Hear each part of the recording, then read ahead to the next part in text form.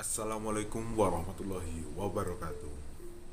Saya Fatwa Paramarta, kelas Divis 2A dengan NIM 12621121111. Di sini saya akan menjelaskan subbab pertama pada bab using teknologi pembelajaran. Silahkan disimak videonya. Oke, kita dalam waktu ini akan membahas subbab pemilihan dan evaluasi bahan ajar. Oke, langsung saja. Evaluasi dan seleksi material.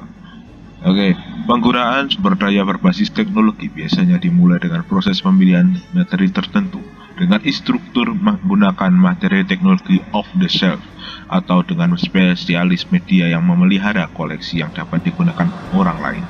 Proses seleksi dapat dimulai dengan pencarian melalui review dokumen yang tersedia, ulasan yang dikumpulkan dan diterbitkan oleh pakar materi belajar yang disegani. Banyak sumber peringkat lain tersedia untuk kategori media audiovisual dan digital lainnya. Lalu kemudian keputusan apakah atau tidak untuk memilih item tertentu tergantung pada banyak faktor. Namun ada kriteria generik yang berkaitan dengan bahan ajar, terlepas dari format media. Yang pertama, apakah tujuan dari materi yang selaras dengan tujuan pembelajaran? Kedua, apakah materi sesuai dengan entry level dari peserta didik sasaran, terutama membaca dan tingkat kosakata? Yang ketiga, apakah informasi yang akurat dan up to date? Keempat, apakah materi bebas dari bias pantas? 5. Apakah materi cenderung untuk membangkitkan dan mempertahankan minat pelajar? Yang keenam, apakah materi mendorong tingkat tinggi keterlibatan mental dengan pelajar? Yang ketujuh, apakah kualitas teknis yang dapat diterima? Yang terakhir, apakah ada bukti keberhasilan seperti hasil uji lapangan? Beberapa seleksi khusus untuk format media tertentu, misalnya bahan video yang mengangkat isu laju presentasi yang tidak akan berkaitan dengan verbal dan masih gambar format, seperti buku teks atau halaman web. Disinilah permainan berbasis komputer atau simulasi mungkin akan dinilai terutama pada seberapa banyak praktek yang relevan dan umpan balik yang ditawarkan, yang tidak akan berhubungan dengan media yang guru sajikan seperti presentasi PowerPoint. Lalu, daftar periksa evaluasi berkembang pada tahun 1920 dan 1930-an untuk penilaian guru dari film bisu dan suara.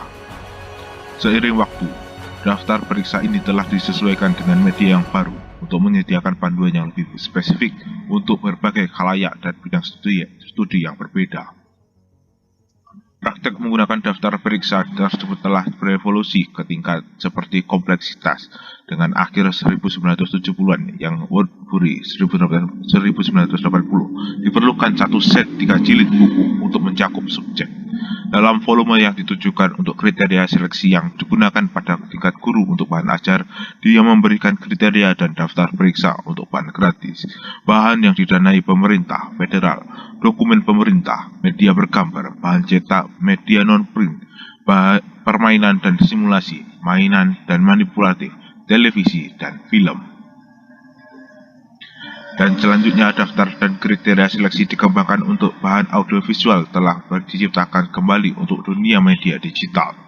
Pendidikan perangkat lunak pemandu preview dalam edisi ke-21 pada tahun 2004 diterbitkan oleh Masyarakat Internasional untuk Pendidikan Teknologi Pendidikan atau ISTE 2004. Kriteria yang tercantum pada formulir evaluasi teknologi pendidikan sumber daya mencakup pertimbangan akrab. Yang pertama, tujuan dipromosikan antara lain kreativitas, kolaborasi, penemuan, berpikir, tingkat tinggi, pemecahan masalah, menghafal. Lalu yang kedua, kelas atau tingkat kemampuan, tingkat keterbacaan. Ketiga, konten adalah saat ini menyeluruh, umur yang sesuai, dapat diandalkan dan jelas. Yang keempat, konten adalah bebas dari bias. Yang kelima, kualitas motivasi. Yang keenam, kualitas teknis. Checklist tidak secara eksplisit bertanya tentang bukti efektivitas, namun itu tidak menambah pertanyaan tentang strategi pembelajaran tertanam dan sekitar built-in metode penilaian. Yang pertama, strategi pembelajaran yang tergabung dalam desain.